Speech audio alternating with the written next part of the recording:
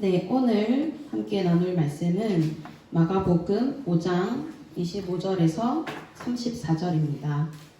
마가복음 5장 25절에서 34절입니다. 말씀을 저부터 두 절씩 번갈아 가면서 읽도록 하겠습니다. 마가복음 5장 25절에서 34절입니다.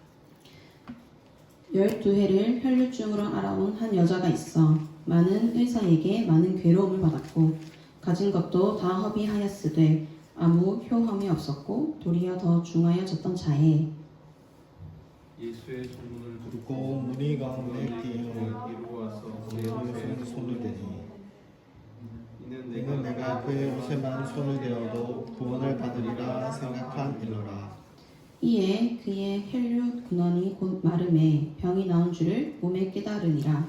예수께서 그 능력이 자기에게서 나간 줄을 곧 스스로 아시고 무리 가운데서 돌이켜 말씀하시되 누가 내 옷에 손을 대었느냐 하시니 제자들이 여짜오되 우리가 에워싸 미는 것을 보시며 누가 내게 손을 대었느냐 물으시나이까 하되 예수께서 이 행한 여자를 보내고 둘러보시니 여자가 자기에게 이루어진 일을 알고 두려워하여 떨며 와서 그 앞에 엎드려 모든 사실을 여쭈니 함께 읽겠습니다. 예수께서 이르시되 딸아 내 믿음이 너를 구원하였으니 평안히 가라 내 병에서 놓여 건강할지어다. 아멘. 네, 오늘 본문은 우리가 25절부터 읽었지만 사실은 15절부터 시작되는 이야기입니다. 21절부터 시작되는 이야기입니다. 21절부터 내용을 보면 해당장 야이로가 예수님을 찾아와 자신의 딸이 죽게 되었다고 딸의 병을 고쳐달라고 찾아와 간곡히 부탁하는 장면으로 시작됩니다. 예수님은 그를 따라 그의 딸을 고치시기 위해 따라갑니다. 야이로의 딸은 병이 매우 위중하여서 거의 죽기 직전의 상태인 것 같습니다. 야이로의 딸에게 가는 것이 매우 시급한 상황입니다. 그렇다면 예수님은 급히 채비하셔서 가셔야 하는데 이상하게도 오늘 본문을 보면 다른 이야기가 중간에 삽입되면서 예수님께서 가는 길을 굳이 지체하신다는 느낌이 듭니다. 사람의 생명이 달린 일이기 때문에 빨리 진행될 것 같은데 본문은 늦춰서 진행되고 있습니다. 우리가 이제까지 봐왔던 예수님은 사람의 슬픔에 공감하시고 또 눈물을 흘리시면서 우리를 위로하시는 분인데 오늘 본문은 뭔가 조금 이상합니다. 생명의 경각이 달린 상황인데 예수님께서 지체하시며 다른 사건을 벌이신다는 것은 생명의 이 죽음과 상응하는 중요한 일이 있기 때문인 것 같습니다. 그 중요한 일이 오늘 본문인 혈류증에 걸린 여인의 이야기입니다. 먼저 혈류증이란 원어로 보면 피의 유출이라는 뜻입니다. 오늘 본문에 나오는 여인은 정확한 병명은 우리가 알 수 없지만 생리와는 무관한 만성적인 자궁출혈을 앓고 있습니다. 혈류증은 자궁 안에 종기가 생겼거나 또 다른 이상이 생겨서 불규칙적으로 하야하는 매우 고통스러운 병입니다. 끊임없이 피를 흘리기 때문에 활동에도 많은 제약을 받습니다. 이 병은 마치 생리를 떠올리게 하는데 생리와는 전혀 다릅니다. 생리의 수준이 아니라 몸에 이상이 생겨서 시도 때도 없이 비정상적인 하야를 하는 병입니다. 많은 피를 계속해서 쏟아내며 고통에 시달리는 심각한 병이었습니다. 특히 이 여인의 병은 12년이나 된 병이라고 말씀에서 이야기하고 있습니다. 12년이라는 시간이 감이 오시나요, 여러분? 12년이라고 하면 지금 21학번들이 지금 20살이잖아요. 현섭 형제가 지금 이제 21학번 20살인데 12년 후라 하면 32살이 되기까지의 그런 시간입니다. 저도 올해 30살이 되었는데 저에게 12년 전이라 하면 이게 18살 고등학생입니다. 저에게 고등학생은 정말 먼 옛날이라 잘 기억도 나지 않습니다. 여러분의 12년을 한번 생각해 보셨으면 좋겠습니다. 뭔가 한 것 없이 지나간 것 같지만 사실 수많은 사람들을 만나고 많은 것을 했던 그 시간이 12년이라는 시간입니다. 하지만 이 당연히 누릴 수 있는 평범한 일상을 이 여인은 누리지 못했습니다. 이 정도의 병은 치유될 수 없는 아주 오래된 불치병이었습니다. 이 여인은 혈류증으로 인해서 정상적인 생활이 불가능했습니다. 또한 결혼도 못했을 것 같습니다. 아니면 이렇게 결혼을 한 이후에 병이 걸렸다면 이혼을 당했을 그 정도의 병입니다. 이 여인이 받고 있는 육체적 고통이나 정신적 고통이 헤아릴 수 없을 정도로 매우 커 보입니다. 이런 몸의 고통도 견디기 힘든 것인데 혈류증은 사회적으로도 철저히 격리당하는 그런 질병입니다. 당시 혈류증에 대한 사회적 인식은 혈류증을 부정하다 여기고 더럽다 여겼습니다. 레위기에 혈류증에 대한 말씀이 나와 있습니다. 제가 레위기 15장 26절에서 27절을 한번 읽어보겠습니다. 그의 유출이 있는 모든 날 동안에 그가 눕는 침상은 그에게 불결한 때의 침상과 같고 그가 앉는 모든 자리도 부정함이 불결한 때의 부정과 같으니 그것들을 만지는 자는 다 부정한즉 그의 옷을 빨고 물로 몸을 씻을 것이며 저녁까지 부정할 것이요. 말씀을 보면 생리기간의 여성이나 아니면 하혈을 하는 여성을 부정하다 여겼습니다. 부정하다는 것은 거룩하지 못한 상태, 즉 죄가 있는 상태를 말합니다. 유대인들은 부정함, 즉 죄를 극도로 혐오하고 피했습니다. 왜냐하면 이것이 하나님의 백성이냐 아니냐를 구분짓는 중요한 기준이었기 때문입니다. 부정한 자, 즉 죄인은 하나님의 구원에서 탈락한 자들입니다. 또한 부정함과 죄는 전념성이 있습니다. 부정한 사람이 누웠던 침대에 누우면 그 누운 사람도 부정해집니다.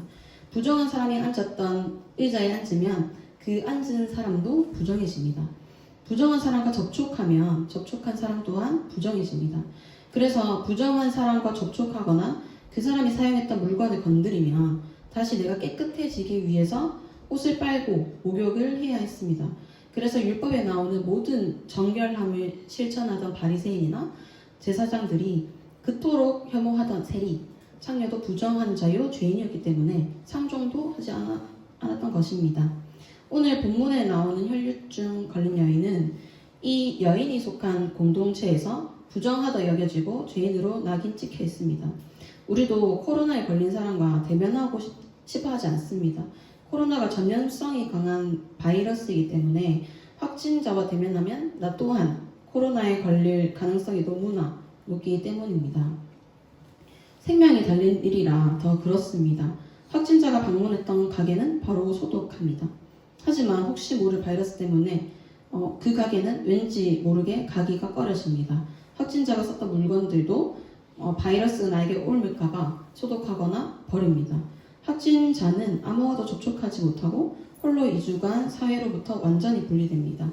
하지만 코로나 확진자는 높은 수준의 의료와 복지를 제공받으면서 사망률도 높지 않기 때문에 병이 회복되기를 기다리며 사회와의 평생 단절을 두려워하지는 않습니다. 하지만 혈류증 걸린 여인은 달랐습니다. 이 여인은 12년 동안을 격리당했습니다. 여인은 마치 평생 낫지 않는 코로나 바이러스를 가진 것과 같습니다. 여인과 접촉하면 코로나 바이러스가 전염되는 것처럼 부정함이 전염되기 때문에 평생을 격리당하고 그 누구도 여인과 접촉하지 않으려 철저히 배제했습니다. 무려 12년 동안을요. 혈류증 걸린 여인이 이런 존재입니다. 몸의 극심한 고통과 함께 어느 곳에서도 환영받지 못하는, 오히려 외면받는 것이 당연한 존재입니다. 그런데 이 여인도 12년 동안 손 놓고 있었던 것은 아닙니다. 우리도 내가 심각한 병에 걸렸다고 생각해보면 병을 고치기 위해서 동분서주했을 것 같습니다. 최신 의료 장비와 최신 기술로 치료받기 위해서 서울로 찾아가고 또 그 질병의 권위자를 찾아보고 또 그 권위자가 있는 병원에 이렇게 찾아가서 입원을 하고 수술을 받고 또 가진 돈이나 시간을 들여서 이게 낫기 위해서 노력했을 것입니다. 사람이라면 그리고 또 자신의 생명이 걸린 일이라면 매우 이것이 당연합니다. 이 여인도 마찬가지입니다. 하지만 이 여인의 모든 노력은 배드엔딩이었습니다. 우리 26절을 다 같이 한번 읽어보겠습니다. 26절입니다. 시작! 많은 의사에게 많은 괴로움을 없고 가진 것도 다 허비하였을 때 아무 효력이 없고 도리어 더 중하여졌던 차에 한두 명의 의사가 아니라 많은 의사를 찾아다녔다고 합니다. 많은 지역을 옮겨가며 이 병을 치료해줄 의사를 찾아다녔을 것입니다. 실력이 있는 의사를 수소문하고 돈을 들여 치료하였을 것입니다. 여인은 낫기 위해서 매우 적극적으로 병을 치료했습니다. 하지만 여인의 병은 낫지 않았습니다. 오히려 많은 의사들에게 괴로움을 받았다고 합니다. 정상적인 의료 방법으로는 되지 않으니 이 괴로움을 해소하기 위해서 검증되지 않은 민간요법을 하는 의사도 또한 찾았을 것입니다. 약 2000년 전의 민간요법이나 아니면 그 당시에 정상적으로 받아들여진 의학이라 하더라도 과거의 의학이 지금에 와서는 매우 야만적이고 당황스러운 방법이었다고 재평가되는 의학이 많습니다. 여인이 받았던 치료는 우리가 생각하는 것보다 더 야만적이었을 것입니다. 더군다나 자궁의 질병입니다. 여인에게 수치가 되는 의료 시술도 있었을 것입니다. 여인은 병 자체로도 너무나 괴로웠지만 해결하려 노력하는 과정도 너무나 큰 괴로움이었습니다. 이런 노력에도 불구하고 12년 동안 완화되기는커녕 점점 더 악화된다는 것은 결코 회복되지 않음을 의미합니다. 나을 수 있는 병은 치료가 진행됨에 따라 회복의 차도가 있습니다. 하지만 낫지 않을 병은 증상이 점점 악화되어 갑니다. 우리가 노화를 아무리 막으려고 좋은 것을 먹고 좋은 것을 바르고 운동을 해도 결국은 노화가 진행되고 결국에는 늙어서 죽음에 이르는 것처럼 점점 악화되는 병은 결국 죽음에 이르게 됩니다. 12년간의 혈류증은 결코 해결되지 못할 문제입니다. 서서히 다가오는 죽음을 기다리며 죽을 때까지 평생 홀로 살아가게 하는 외로운 병이 이 여인이 앓고 있는 혈류병입니다. 여인은 이 극심한 고독과 고통 속에서 오랜 시간 홀로 낙심하여 있습니다. 여러분, 이런 상황에서 사람은 일반적으로 어떻게 반응할 것 같습니까?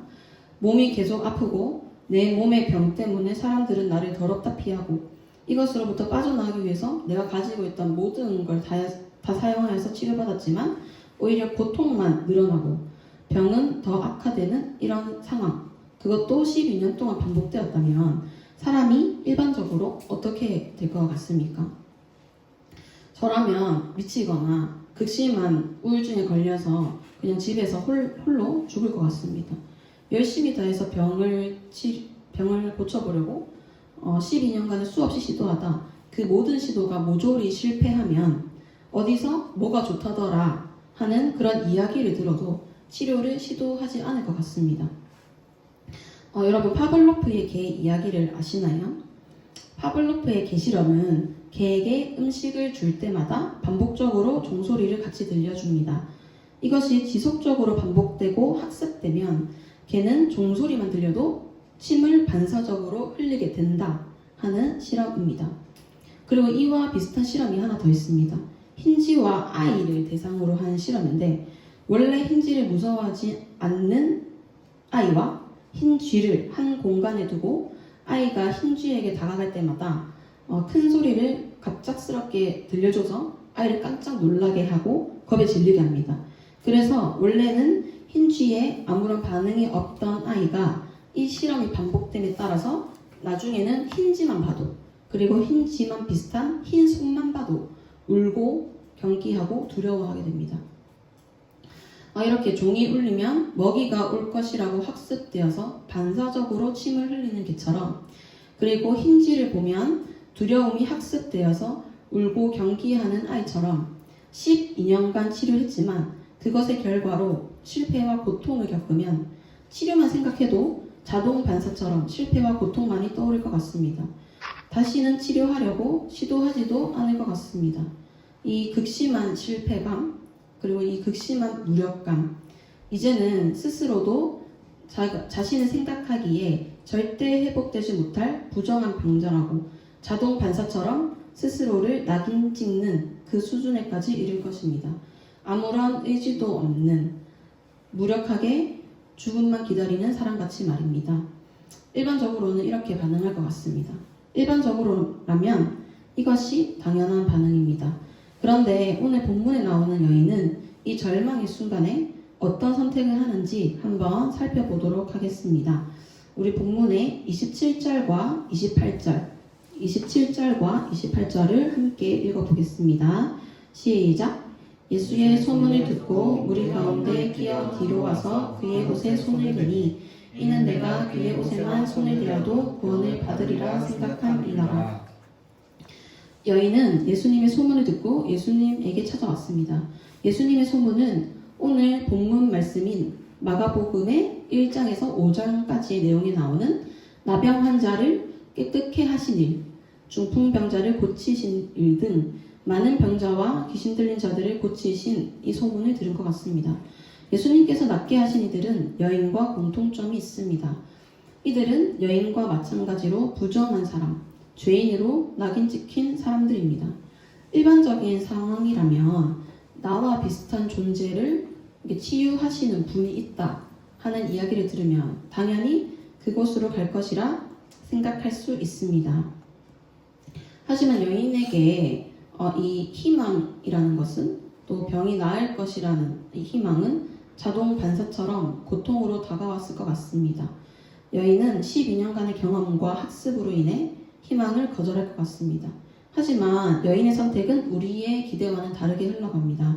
여인은 예수님의 옷에 손만 대어도 구원받을 것이라는 희망을 가지고 고통의 자리를 털고 일어나 예수님께로 나아갔습니다. 그 자리에서 벗어나 무리 사이에 끼어들어와 예수님께 나아왔습니다. 12년간 손가락질 당하면서 또 낙인 찍혀서 관성적인 절망에 있는 이 여인을 움직이게 한 것은 무엇일까요? 그것은 바로 첫 번째로는 들은 것을 그대로 순전히 믿는 믿음입니다. 예수님은 병든 사람을 치료하며 또 귀신을 쫓으시며 친히 스스로를 세상에 드러내셨습니다. 예수님은 예수님 스스로를 병을 고치시는 분, 귀신을 쫓아내어 한 사람 한 사람의 삶과 영혼의 심각한 문제를 불러일으키는 것으로부터 자유케 하시는 분이라는 것을 능력을 통해 드러내셨습니다. 우리의 삶에 또 우리의 영혼에게 큰 괴로움을 주는 것을 해결해 주실 수 있는 그런 분이라는 것을 스스로 친히 증명하셨습니다. 우리의 구원자임을 계속해서 온몸으로 말씀하셨습니다. 예수님이 스스로를 드러내신 그대로의 모습을 여인은 들었고 들은 대로 순전히 믿었습니다. 여인은 나의 상황에 비추어서 그리고 나의 마음에 맞춰서 예수님을 받아들이지 않았습니다. 예수님께서 스스로 보여주신 그대로의 예수님을 믿었습니다. 여인은 병이 낫지 않을 상황이지만 예수님께서 부정하다고 낙인 찍힌 사람들의 병을 고쳐주시는 그 모습을 자신의 12년간의 실패의 경험과는 상관없이 또 마음의 무력감과는 상관없이 예수님을 순전히 믿었습니다. 우리는 사실 내 마음 상태에 따라 우리 삶의 방향성이나 신앙의 모습이 급격하게 변합니다. 매우 자기 중심적으로 살아가면서 하나님 믿습니다. 내 마음 상태가 좋으면 무슨 일이든 긍정적으로 바라보고 쉽게 용납하고 잘 받아들입니다. 하지만 내 마음 상태가 좋지 않으면 작은 일에도 예민해지고 사람을 쉽게 믿지 않으며 똑같은 일이라도 극단적으로 반응합니다. 우리는 믿음에 관하여도 이런 태도를 취합니다. 내 마음이 넉넉하고 여유가 있으면 하나님의 은혜를 누리며 마음껏 감사와 찬양을 올려드립니다. 내가 속한 공동체를 사랑하며 힘껏 헌신합니다. 하지만 마음에 우울감이 들거나 나에게 조금이라도 힘들거나 손해라고 느껴지는 이 상황이 버겁게 느껴지면 믿음에 대하여 우리는 재빠르게 태도를 바꿔버립니다. 그동안 주셨던 은혜들은 다 잊어버리고 믿음의 생활을 내팽개쳐버립니다.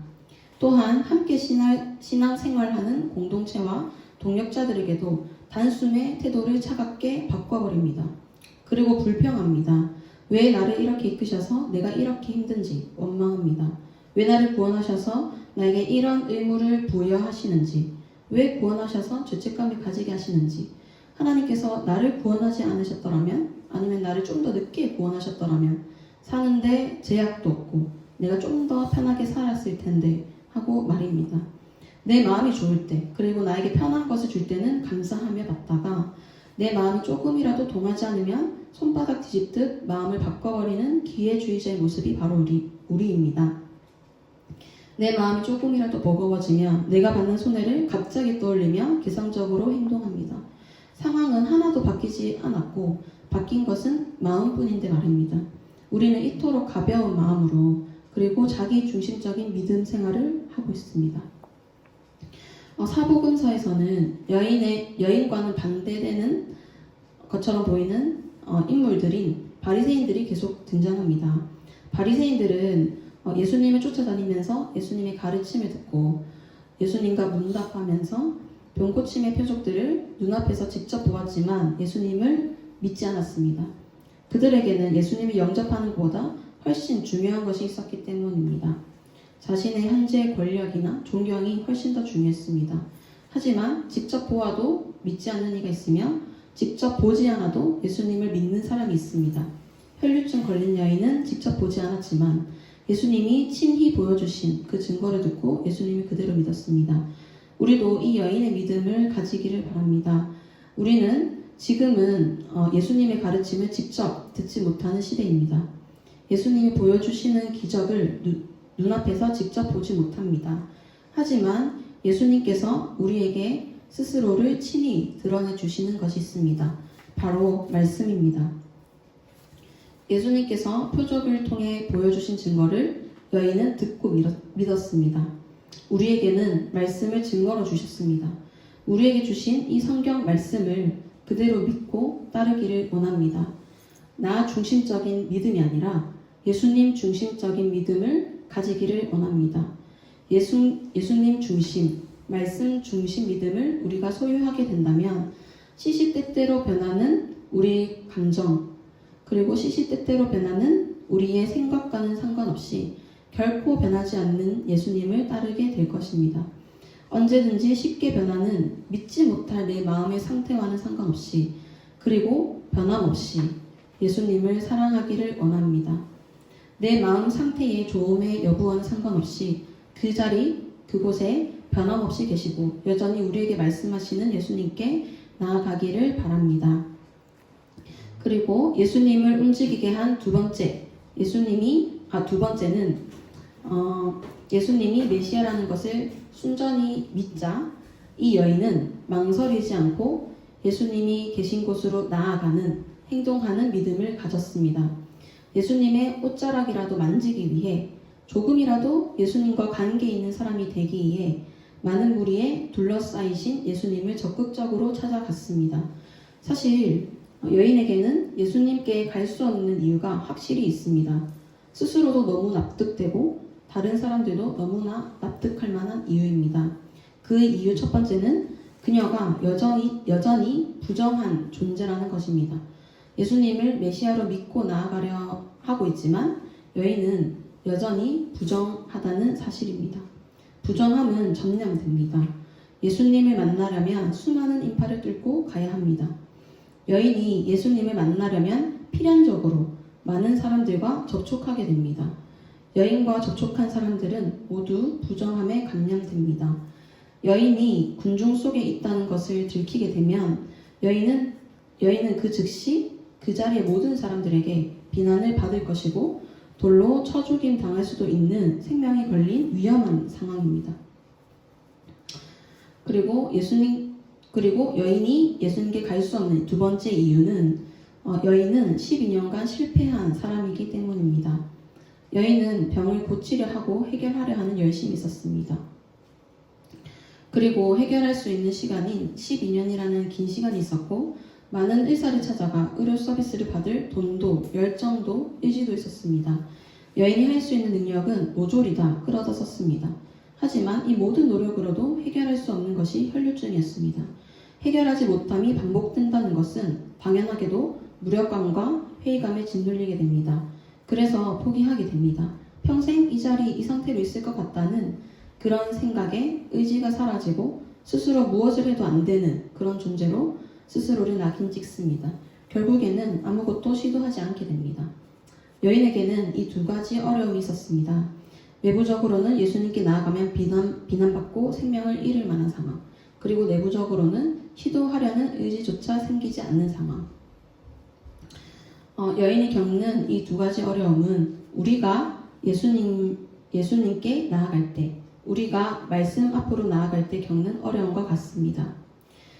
그래서 우리의 믿음은 삶의 실제적인 영역이 아니라 보통 책상 위에서만, 그리고 입술을 통해서만 나타납니다. 예수님의 존재는 믿지만 우리의 실제적인 삶의 문제를 해결해 주시는 분이라는 것은 믿지 않습니다. 예수님은 교회 안에서만, ESF 안에서만, 한정된 곳에서만 힘쓰실 수 있는 분이라고 생각합니다. 나를 괴롭게 하는 문제들, 관계 문제, 돈 문제, 진로 문제 등의 영역에서는 우리는 너무 당연하게도 예수님을 의지하는 것은 생각조차 하지 않습니다. 예수님을 이렇게 의지하지 않는 것은, 말씀 앞으로 나아가지 않는 것은 사실은 두렵기 때문이지 않습니까? 삶의 모든 영역을 예수님을 의지하여서 말씀대로 살아가는 것이 두렵고 막막하기 때문이지 않습니까? 비이성적이고 비합리적으로 보이는 종교를 의지한다고 손가락질하는 사람들의 시선이 두려워서 꽉 막힌 사람이라고 비난받을까봐, 내가 이상한 사람이라 여김받을까봐 두려워서 행동하지 않는 것은 아닙니까? 혹은 오래된 신앙의 문제, 반복적인 죄 문제에 짓눌려서 극심한 회의감에 빠져서 사실은 믿음대로 행동하기가 너무나 귀찮고 가치 없게 여겨지지는 않습니까? 그래서 사실 이 여인처럼 말씀을 행동할 수 있는 이 자리에 나아갈 수 있는 기회가 와도 신앙의 반복적인 문제로 시큰둥하게 그 기회를 쉽게 버려버리지는 않습니까? 여러분, 예수님의 옷자락을 붙들어야 은혜를 경험할 수 있습니다. 말씀 안에 들어가야 말씀의 능력을 경험할 수 있습니다. 우리 삶에도 이 여인의 병처럼 내가 할 수 있는 모든 노력으로도 어쩔 수 없이 해결하지 못하는 일들이 일어납니다. 왜 하필 나에게 일어났는지 이해할 수 없는 일들이 삶의 곳곳에서 터져 나옵니다. 시간이 해결하지 못하는 문제가 있습니다. 돈과 노력과 또 우리가 가진 그 어떤 것으로도 해결하지 못하는 문제가 분명히 있습니다. 우리는 노력하면 할 수 있을 것이라는 희망을 가지고 살지만 이 세상은 은혜의 원리가 아니라 죄의 원리로 흘러가기 때문에 노력하면 뭐든지 할 수 있다는 선한 흐름을 적용하지 못합니다. 너무나 답답한 현실이지만 어찌 할 수 없는, 무력하게 아무것도 하지 못하는 상황이 찾아옵니다. 이런 상황 속에서 말씀 안에 거하고 말씀을 살아낸다는 것이 매우 힘든 일이라는 것을 알고 있습니다. 예수님께 가는 발걸음을 가로막는 내 마음의 두려움과 그리고 노력해도 또 똑같을 것이라고 생각하는 이 무력감을 견딘다는 것이 어렵다는 것을 알고 있습니다. 저도 그렇습니다. 저에게도 오래된 신앙의 문제가 있습니다. 어떻게 해도 해결되지 않는 죄 문제가 있습니다. 항상 하나님보다 나의 영광을 바라고 하나님의 선하심을 따라가기보다 나의 이기심과 탐욕을 따라갑니다. 이런 저를 볼 때마다 저는 하나님 앞에서 살아갈 자신을 잃습니다. 평생 이렇게 살 것 같아서, 믿음 없는 상태로 살 것 같아 두렵습니다. 그래서 한번 일어나 보자 하면서 말씀과 기도로 이렇게 결단하려고 하지만 마음 한구석에서는 또 이렇게 말합니다. 어차피 또 넘어질 건데, 또 죄인으로 살아갈 건데 하며 회피하는 그런 마음이 생깁니다. 이런 과정이 반복되니 쌓여온 실패감에 이제는 다시 해보자 결단하는 것조차 버거워집니다. 무력감이 저를 짓누릅니다. 아무것도 하고 싶지 않을 때도 있습니다. 하지만 오늘 본문에서는 예수님께서는 결국 혈류증 걸린 여인을 치료하셨습니다. 이것이 저에게는 참 큰 소망이 되었습니다. 우리 29절 다 같이 한번 읽어보도록 하겠습니다. 29절 읽겠습니다. 시작. 이에 그 혈류 근원이 곧 마름에 병이 나은 줄을 몸에 깨달으니라. 여인은 예수님께 나아갔을 때, 그리고 예수님의 옷자락을 붙잡았을 때 12년간 자신을 괴롭혀왔던 혈류증으로부터 해방되었습니다. 여러분, 예수님께서 우리를 사랑하시는 그 마음에 의지하여서 예수님께 나아가기를 원합니다. 우리의 두려움과 무력함을 이해하시고 용납하기를 원하시는 이 예수님의 마음에 의지하여서 그 예수님 앞으로 우리가 다시 한번 나아가기를 원합니다. 예수님께 나아갈 때 은혜를 맛볼 수 있습니다. 예수님 앞에 우리가 마침내 서야만 그분의 은혜를 우리가 붙잡을 수 있습니다.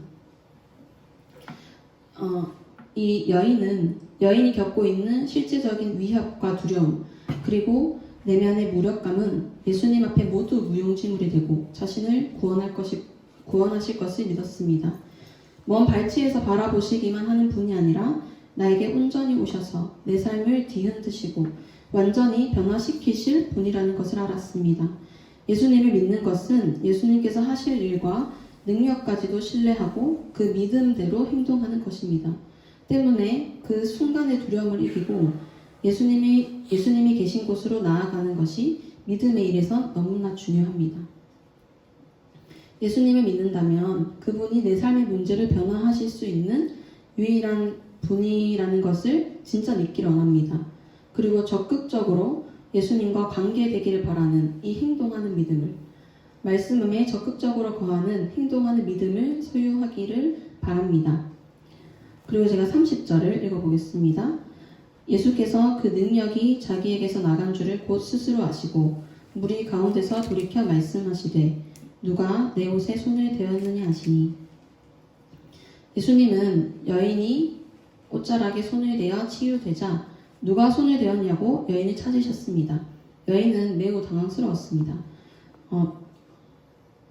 누가 예수님 자신을 의도적으로 만졌다고 하시면서 행렬을 멈추시고 그 사람을 찾으신 것입니다. 예수님의 이 말씀을 듣고 31절에서는 제자들이 무리가 이렇게 에워싸고 모든 사람들이 예수님을 이렇게 만지고 있는데 왜 그렇게 물으십니까? 라고 묻고 있습니다.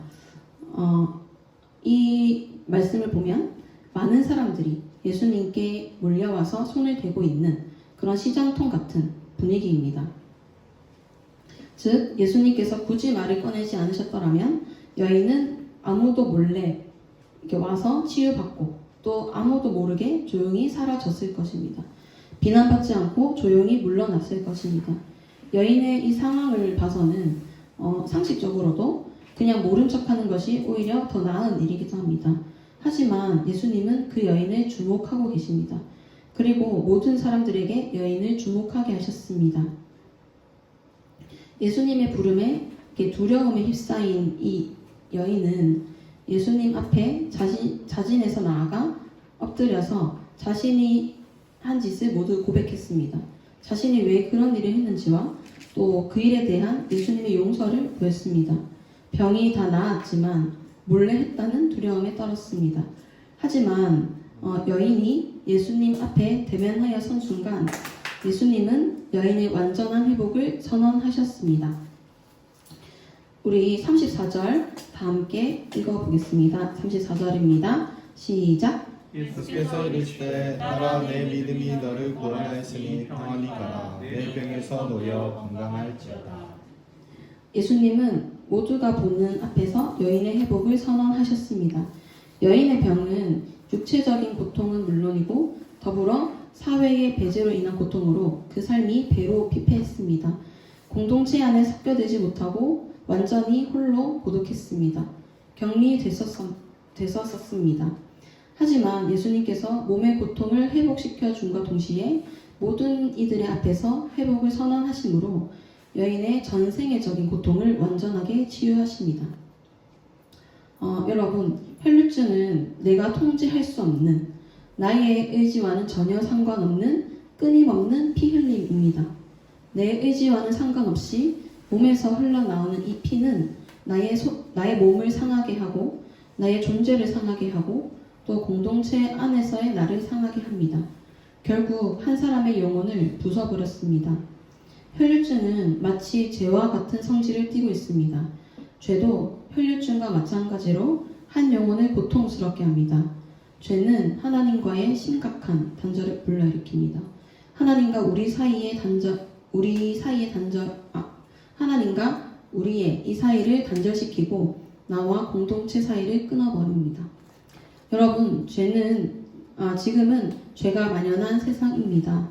우리 눈엔 보이진 않지만 우리는 각자의 혈류증을 앓고 있습니다. 서로가 서로를 격리시켜버립니다. 서로가 서로를 경계하고 배제시킵니다. 내가 앓고 있는 이 혈류증, 나에게 있는 이 죄는 해결하지 않으면서 다른 사람의 죄를 지적하고 배척합니다. 나는 저 정도 죄인은 아니라고, 나에게 저런 연약한 모습이 없다고 스스로 생각하면서 우리 공동체의 동력자를, 우리 공동체의 양을 나의 기준으로 갈라서 어떤 프레임 안에 가두어 낙인 찍어버립니다. 그리고 더 은밀하게는 겉으로는 좋은 사람인 척하면서 친절하게 환영하지만 속으로는 결코 자신의 속을 내어주지 않는, 결코 자신의 곁을 내어주지 않는, 더 은밀하게 배제시켜버립니다. 여러분, 우리가 죄인이라는 것을 인정하기를 바랍니다. 혈류증 가진 여인처럼 우리도 원래는 그 누구에게도 사랑받지 못하고 심지어 나 스스로도 나 자신을 사랑할 수 없는 연약한 죄인이라는 것을 하나님 앞에 이제는 고백하기를 바랍니다. 하나님께서는 스스로를 모든 병과 괴로움으로부터 구원하시는 분이라고 친히 드러내 이야기하셨습니다. 내가 앓고 있는 혈류증을, 또 나의 죄를 하나님 앞에 내어놓으며 의지할 때 하나님은 우리 죄로부터 구원하시고 자유케 하시는 이 구원을 주십니다. 하나님께 내 문제를 내어놓고 나아가는 것이 두렵고 또 어려울지라도 하나님의 그 긍휼하심에 기대어서 믿은 대로 행동하는 그리스도인 되기를 원합니다. 그런 이멘 되기를 간절히 바랍니다. 제가 기도하겠습니다. 하나님 아버지 감사합니다. 하나님 참 오늘 본문에 나오는 이 혈류증은 참 나를 고통스럽게 하고 또 사회로부터 배척받게 하여서 참 사람의 전생애를 망쳐버리는 참 그런 병입니다. 하나님 참 우리가 이 혈류증 걸린 여인처럼 우리 또한 이 병을 앓고 있다는 것을 인정하면서 하나님 앞에 나아가기를 원합니다. 참 내 안에 있는 죄를 바라보고 하나님 앞에 이 죄를 해결받기를, 이 혈류증을 해결받기를 하나님 앞에 나아가기를 원합니다. 하나님 참 내 죄를 인정하지 않고 다른 사람의 죄만을 바라보며 저 사람이 혈류증에 걸린 여인이라 격리시키는 우리의 이 연약함과 죄성을 하나님 앞에 모두 내어놓고 하나님께 더욱더 나아가는 그 믿음을, 하나님의 말씀을 순전히 믿고 또 내 상황과는 상관없이 또 행동하는 그런 행동하는 믿음을 가질 수 있도록 하나님 인도하여 주시옵소서. 이 모든 말씀 예수님의 이름으로 기도드렸습니다. 아멘.